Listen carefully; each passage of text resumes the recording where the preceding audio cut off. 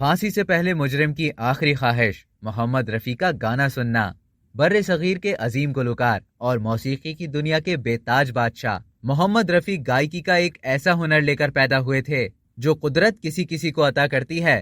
یقین کرنا مشکل ہو، ایک بار تو سزائے موت کے قیدی کی آخری خواہش بھی ان کا ایک گانا سننا تھا۔ شکیل بدایونی کا تحریر جبکہ نوشاد علی کا کمپوز کردہ فلم بیجو باورا کا گانا او دنیا کے رکھوالے کی مقبولیت کا اندازہ اس بات سے لگائیں کہ پھانسی سے قبل مجرم نے اس گانے کو سننے کی فرمائش کی تھی۔ موسیقار نوشاد اختر محمد رفیع سے متعلق دلچسپ قصے سناتے تھے۔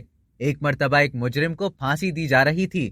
جب اس سے اس کی آخری خواہش پوچھی گئی تو اس نے نہ تو اپنے خاندان سے ملنے کی خواہش ظاہر کی اور نہ ہی کسی خاص کھانے کی فرمائش کی، مگر جب اس نے خواہش ظاہر کی تو جیل ملازمین تک حیران رہ گئے۔ نوشاد بتاتے تھے کہ پھانسی پانے والے نے کہا وہ مرنے سے پہلے محمد رفیع کی فلم بیجو باورے کے لیے گایا گیا گانا او دنیا کے رکھوالے سننا چاہتا ہے۔ مجرم کی اس خواہش پر ایک ٹیپ ریکارڈر لایا گیا اور اس کے لیے وہ گیت بجایا گیا۔ اس طرح کا دوسرا واقعہ شاید ہی کہیں اور درج ہو۔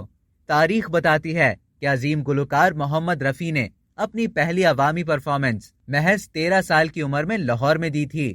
سن 1947 میں انہوں نے بحیثیت پلے بیک سنگر کے طور پر فلمی کریئر کا آغاز زینت بیگم کے ساتھ فلم گل بلوچ کے ایک ڈوئٹ سے کیا تھا۔